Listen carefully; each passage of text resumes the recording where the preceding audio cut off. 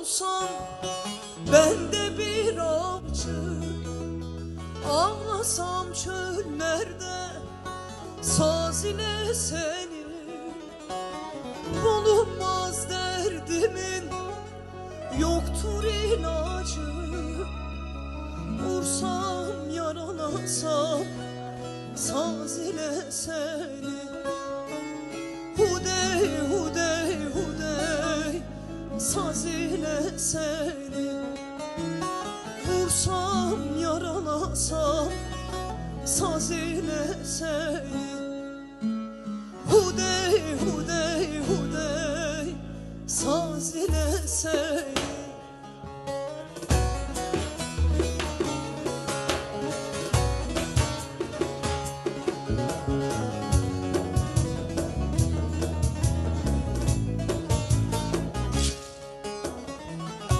Kurulmaz sevdiğim güzelim değil, bağlama karayı, alları geyin. Ben bir çoban olsam sen de bir koyun, seslesem elimle tuz ile seni. Hudey hudey hudey tuz ile seni. Seslesem elimle tuz ile seni.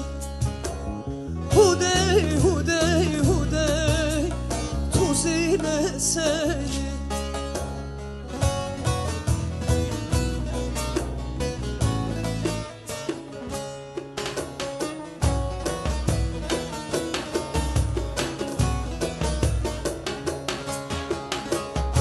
Koyun olsam otlatırdım yaylada, tellerini yoldurmazdım hoyrada.